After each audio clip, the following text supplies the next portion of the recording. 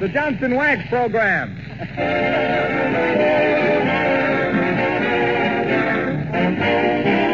The makers of Johnson's Wax and Johnson's Self-Polishing Glow Coats present Fibber McGee and Molly, written by Don Quinn, with music by the King's Men and Billy Mills and his orchestra. Ladies and gentlemen, realizing the tremendous interest you all have in the election returns tonight, NBC has arranged to bring you the latest results at intervals during our program. And now Billy Mills and his orchestra open the show with So You're the One.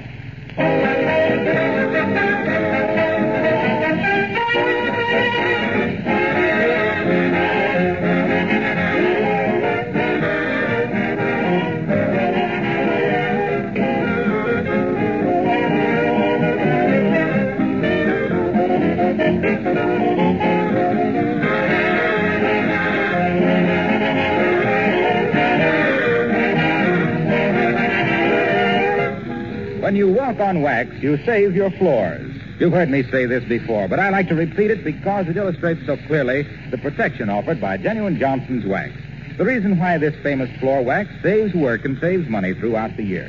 When you apply a coat of Johnson's Wax to your floors, you're protecting them with a tough, invisible wax shield. A shield that guards the finish against scratches, scars, and dirt. Of course, that's only half the Johnson Wax story, because floors that are regularly Johnson Wax become more beautiful with every application. They have that rich, mellow glow so much desired by better housekeepers. Add to this the 100 extra uses for genuine Johnson's Wax, for furniture, woodwork, leather goods, and you understand why it is in so many homes everywhere. You can buy genuine Johnson's Wax in the familiar paste or liquid form, and in the new cream wax, especially formulated for furniture and woodwork. Buy some tomorrow.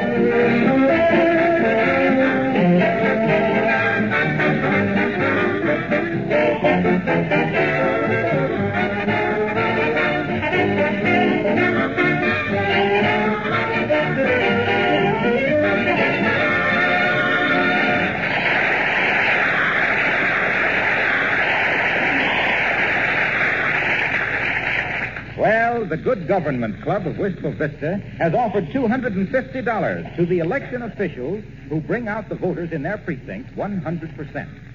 And here, presiding at the polling place, which also happens to be their home at 79 Wistful Vista, we find those two eager officials, Fibber McGee and Molly.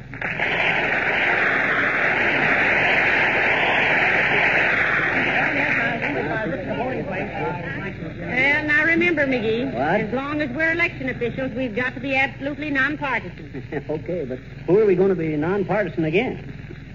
Excuse me, please, President Cupid. I'd like to vote. Why, hello, Mr. DePopulis. Your name, please, Nick. Nicholas Agasakis Prometheus G. DePopulis, Oh, what's the G stand for? Jr. And you got the same name as your old man. Oh, no. Papa's name is being Nicholas Agasakis Prometheus C. DePopulis, Oh, what's the C for? Senior. Okay, let it go. Here's your ballot, Nick. Mark it in the other room, then fold it and put it in this little box right here. Ugly duckly, Kicker. But if I'd only known it was this much trouble to elect the President of the United States, it's certainly worth it, isn't it?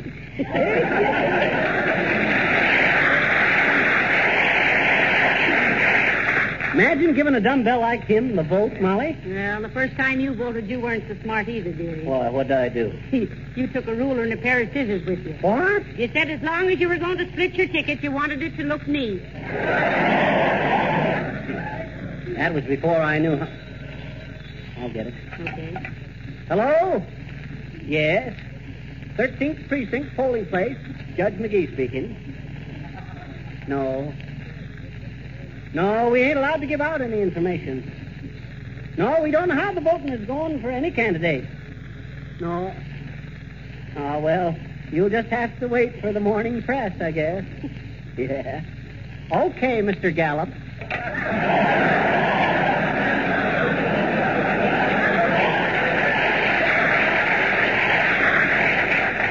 Was that George Gallup? No, Charlie, a fellow I used to know in the circus. No. He used to play the cantaloupe in the parade. No, you don't mean cantaloupe. You mean he played the calamity. Molly, a calamity is something bad. Well, I never heard one played good. One what? One of those steam pianos, those antelopes. That Read it, they ain't antelopes. Antelopes are kind of deer. I don't care how much they cost, I don't like it. And for your information, dearie, a cantaloupe is a mushmelon. Of course it's a mushmelon, I know that. Well, how could anyone play a mushmelon in a circus? Charlie did. Bored holes into it and played it like a sweet potato. It was a little drippy, but it had rhythm.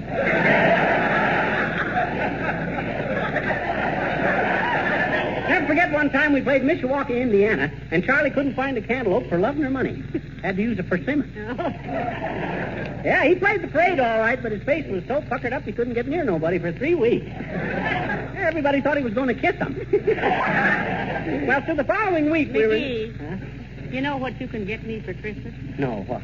A big, beautifully colored, handsomely framed Rand McNally map of that dream world you live in. Now, let's get back to work, dear. Okay. How many more votes do we need to get 100% turnout? About 22. 22? Yeah. Hey, that's pretty good. Only Right. 22 more, huh? Well, looks like we might win that $250, Molly. Gee, wouldn't that be great? Mm-hmm. Wonder how the election's coming on in other parts of the country. Well, search me. Shall I turn on the radio? Well, I was going to turn it on myself, and then I got worried. What was you worried about? Well, that radio of ours is so old, I was afraid we'd get returns from the Coolidge campaign.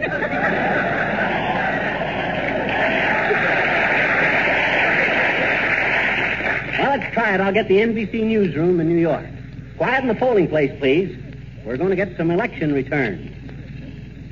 Here are the last-minute election returns. Roosevelt has taken an early lead in the presidential election on the basis of incomplete returns which have now come in from the South, the East, and a part of the Midwest. The NBC Election Totalizer Board here in New York now shows these figures. Roosevelt, 2,605,000. Wilkie, 2,037,000. This represents approximately 9% of the total votes cast today. Roosevelt is holding a narrow lead in the important states of Ohio, Indiana, Pennsylvania, and Illinois, and also in Connecticut. Returns from New York, which represents 47 electoral votes, are just beginning to come in. And here are bulletins from various states as they're coming into the NBC newsroom. New York, the first election district reporting tonight of 804 in Bronx County, home of Democratic National Chairman Edward Flynn, tonight gave Wilkie 420 to 400 for Roosevelt. Rome, New York. Roosevelt defeated Wilkie 7,345 to 6,563 in the city of Rome in an unofficial tabulation of votes in the first upstate city reported, complete in today's election. Cleveland, Ohio. The Cleveland Plain dealer which supported Wendell Wilkie predicted tonight that President Roosevelt would carry Ohio by 150,000 votes. Here is a bulletin. Washington at 9:30 p.m. With returns far from complete, Roosevelt was leading in states having a total electoral vote of 277, as follows. Alabama, Arkansas, Connecticut, Florida, Georgia, Illinois, Indiana, Kentucky, Louisiana, Maryland, Massachusetts, Mississippi, North Dakota, New Hampshire, New Mexico, North Carolina, Oklahoma, Pennsylvania, South Carolina, Tennessee, Texas, Virginia, and West Virginia. Wilkie was leading in states with an aggregate electoral vote of 179, as follows. Arizona, Colorado, Delaware, Kansas, Maine, Michigan, Missouri, Nebraska, New Jersey, New York, Ohio, Rhode Island, South Dakota, Vermont, Wisconsin. Keep tuned in to this station for further election returns. Miss Buck? Now we return you to Fibber McGee and Molly as Billy Mills and his orchestra play Bojangles of Harlem.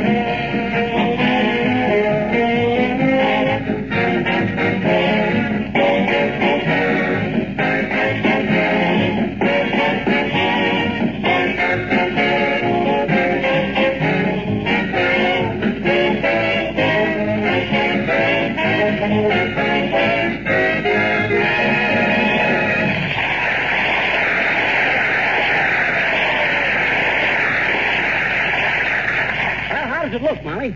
We going to turn in 100% vote in this precinct? I believe we are, McGee. Oh, there's only a few more. Hey, Mr. McGee, how old you got to be to vote? 21, Flanagan. Gee, that's great. I'll bring me son over right away. But, Mr. Flanagan, I thought your son was only 16. He is, but he's heard so many campaign speeches, he's aged 5 years. It's wonderful what radio has done for politics, isn't it, dear? Yeah, it is. Used to be a speaker had to get up on a stump to talk. Now they stand in front of a mic and get themselves out on a limb. How do you do, Mr. McGee? And Mr. McGee. Does one do one's voting in here? Yes, one does, Mrs. Uppington. Will one step up to the desk, please? Raise your right hand, Uppy. Oh, must I be sworn in? No, but that dress is so tight, I just wondered if you could do it. Okay, let it down. Now then, a few questions, Uppy, please. Your name? Uppington. Mrs. Abigail Uppington. Resident? Stucco. Go on, your house is brick. I thought so, too, until I paid for it. Huh? Then I realized I got stucco. Oh, how I got stucco. Oh, nice. That's a very old joke, Mrs. Uppington. It's a very old house. Uppy, you're hotter than the short order kitchen tonight, you know it? You ought to save that material.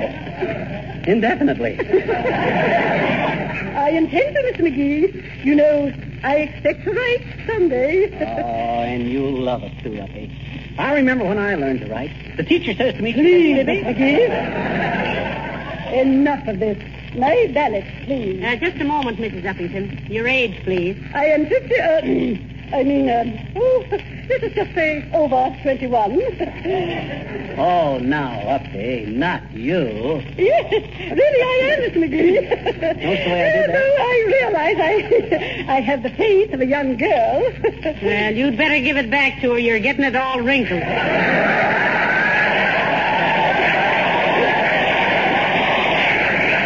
Well, really now, my ballot, please, and where do I vote? Oh, here you are, Uppy, and just go through that door there, Uppy. You'll find the... No, not that door. No.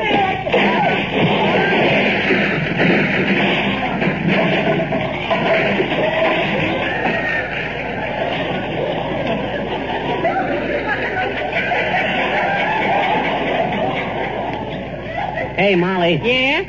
After election, remind me to straighten out that closet. Did you see Mrs. Uppington get out of there? Lovely footwork. Yeah, she's a little lightweight, still. Hey, what on earth is that? Look, somebody's making a speech out there. Why, he can't do that. He's electioneering within 100 feet of a polling place. I'll put a stop to that. Come on, Molly.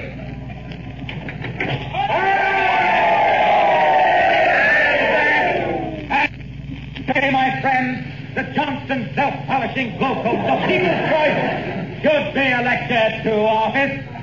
And not only to the office, but to the home. Because it saves hours of housework and is so easy to use.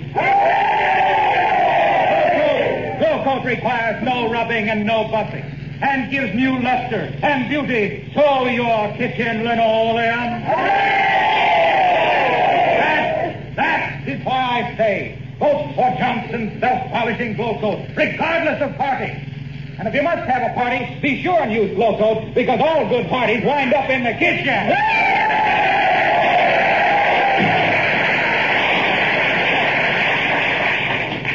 I think I'm going to start carrying smelling salts with me, Molly. What for? Someday Wilcox is going to forget that tricky stuff and simply say, folks, now I'm going to talk about Johnson's glow coat. And when he does that, I'll faint. Never mind that, McGee. If we want to win that prize, we better get some of these voters in here. Yeah. Why don't you call some of them up? Hey, that's a great idea, Molly. Give me the phone, thanks. Thanks. Hello, operator. Give me the resident. Oh, is that you, Mert? How's every little thing, Mert? It is, huh? Who? Your sister. Chopped off her what? Oh, heavenly days, McGee. What happened? Mert's sister was singing the old Oaken Bucket at the radio station, and they chopped off 8 bars off her chorus.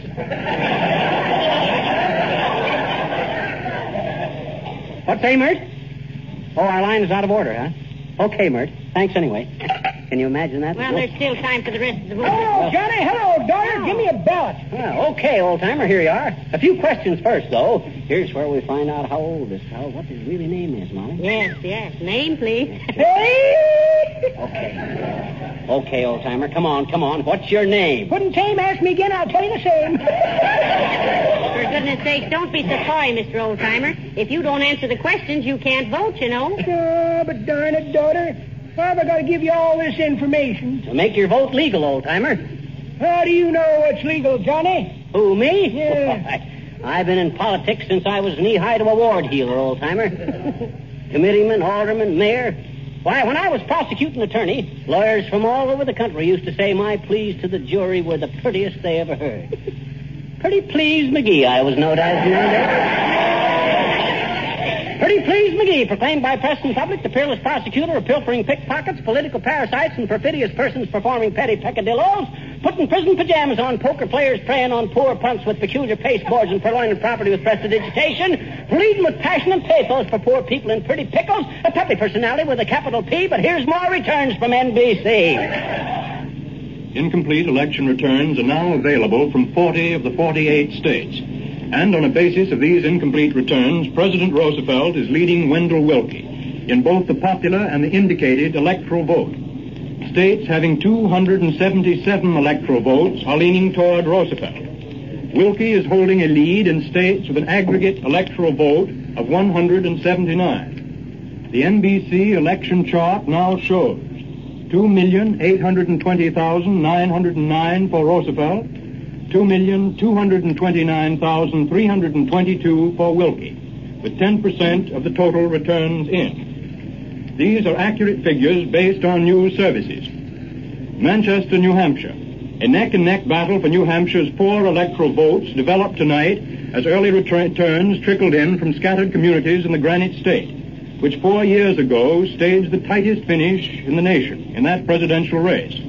Returns from 53 of the state's 294 precincts gave President Roosevelt 9,564 votes to 9,312 for Wendell Willkie. Pittsburgh. President Roosevelt held an unofficial lead of 35,968 votes in Pennsylvania tonight, with 332 of the state's 8,100 precincts reported. The vote. Roosevelt, 149,460. Willkie, 113,492. New York. The first 5 election districts to report from New York County tonight gave Roosevelt, 2,080. Willkie, 441. Albany, New York. 9 districts out of 212 in Albany County give Roosevelt, 3,141. Willkie, 975. Minneapolis. Wendell L. Willkie led President Roosevelt in the first returns from Minnesota. The Republican nominee getting 250 votes to Mr. Roosevelt's 170 in one precinct out of 3,696. Des Moines, Iowa. The first 3 precincts to report in Iowa in the presidential race gave Wendell Willkie 1,102 votes to 762 for President Roosevelt.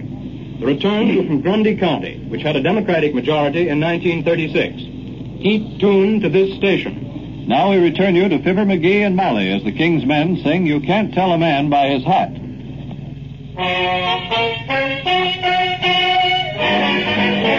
Oh, once upon a time before the world had gone informal, things were normal and a girl could figure out by a man's fedora or his top hat or his panama exactly what that man was all about.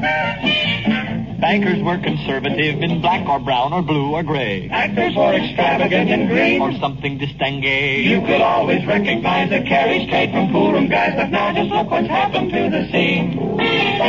Low brows and high hats and high brows and no hats. So what is this world coming to? Zulus and earlaps and crooks in police caps. The day of discretion is through. There was a time when you could tell a cowboy by his 10-gallon list. But every dude has got a headpiece now, boy, just like Billy the Kid. Now meanies wear beanies and Bing wears an old thing like something dragged in by the cat. That distinguished beaver may be Jolson's mammy, Or next year's version of Uncle Sammy. You can't tell a man by his hat. Escorts and sailors and people in trailers are all wearing toppers and spats. that man in the pink beret may be none other than Wallace Beery Or Whistler's mother. You can't tell a man by his hat. Can't tell a man, can't tell a man, can't tell a man by the style of his hat.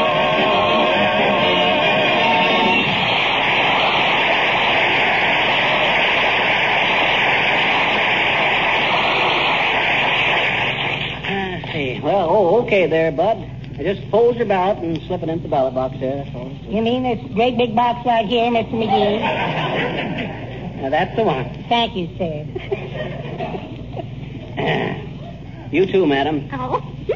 I'm so thrilled, really. This is the first time I ever voted, and I'm such an admirer of the man I voted for. I put some extra X's on the bottom of my ballot. Kisses, you know. Well, looks like we're going to win that prize, Molly. 3 more people come in to vote, and we can close the book. Have that. Oh, there. Good day, my dear. Good day to you, big face. Give me a ballot, please. Okay, here you are, Boomer. And be careful how you mark it. Certainly will, my dear. Can't betray the confidence of the people who bought my vote. Now, let's see. Where I put those instructions. Instructions. Had them here just a moment ago. Here's a deck of marked cards. Going to play a little rummy tonight, if he shows up. Letter from my dear old father from Vinegar, South Dakota. Says he takes his morning constitutional by walking 50 times around the jail. Yes. Round and round the vinegar jug pop goes. The weasel. Oh, yes, a couple of badly made counterfeit silver dollars. Caused me a great deal of embarrassment. Got a letter from the government telling me I'd have to get the lead out. And a check for short beer. Well, imagine that. No instructions. Well, you'll just have to mark your ballot without them, Mr. Boomer. Right in the other room there. Thank you, my dear. Thank you. Hope there's no objection to my voting twice in each square. Never could resist a chance for a double cross.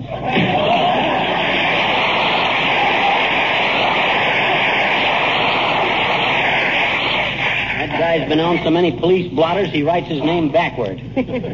Well, I'm glad he came in to vote anyway. Only 2 more and we've won $250. Only 2 more, Molly. I'll bet we're the only precinct in the United States that voted 100%. I lived in one once that voted 425%. It was a wet neighborhood, and we had a bunch of floaters.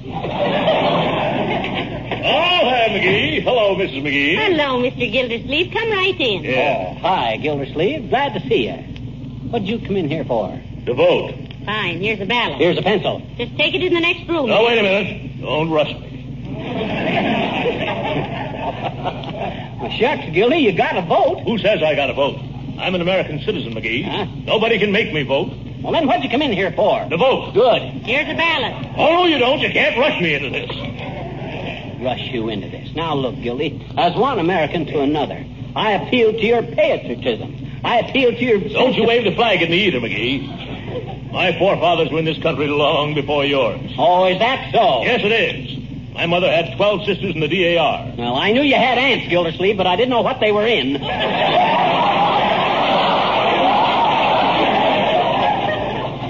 You're a hard man, McGee. Just for that, I won't vote. Oh, dear. You ought to be ashamed of yourself, Mr. Gildersleeve, not voting. Well. Why, your wife was the first one in when we opened up this morning. Yeah. What? She was? You bet she was. Why, she's voting for a different candidate than I am. Huh? She can't do this to me. Give me a ballot. Here. Give me a pencil. Here. President of the X, Congressman X, Judge Municipal X. Here. Take it in the other room and It's mark all marked in the box. I'll show Madam Gildersleeve. Well, many happy returns, folks.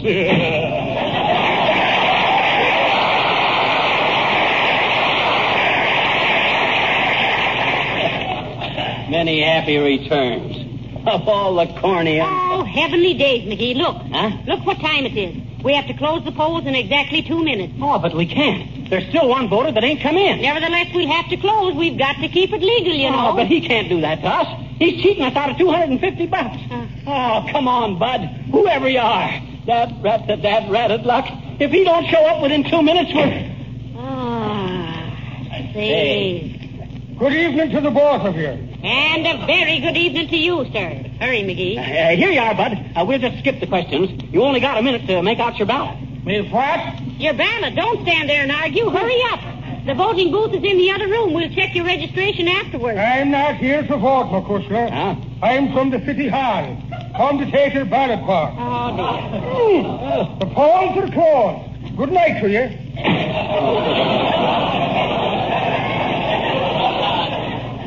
Well, I didn't want a new green automobile with red upholstery and the top goes up and down when you press the button anyway. Oh, McGee, darling, don't take it to heart so. I can't help it, Molly. Oh, now, just because some stupid, short-sighted, irresponsible, un-American rapscallion forgot to vote. Please, Molly, don't talk like that. He ain't really a bad guy. What? You know who it was? Yes. Who? Me.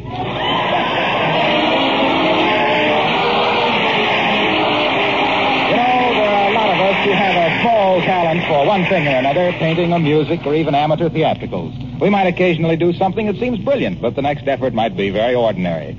And that marks the main difference between talent and genius.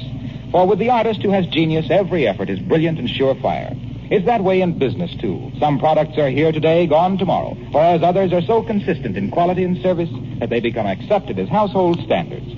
The many products of S.C. Johnson & Son Incorporated, makers of Johnson's Wax, are surely in this category. For more than 50 years, they have been giving unfailing satisfaction. When you think of polishes, think of genuine Johnson's Wax in the familiar paste or liquid form for floors, and the new cream wax for furniture, or Johnson's self-polishing Glow Coat for linoleum, Johnson's Shine Up Silver Polish, and Johnson's Car New for your car.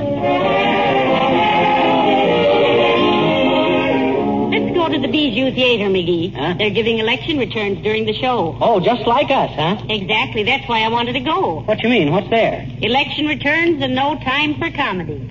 Oh. Good night. Good night, all.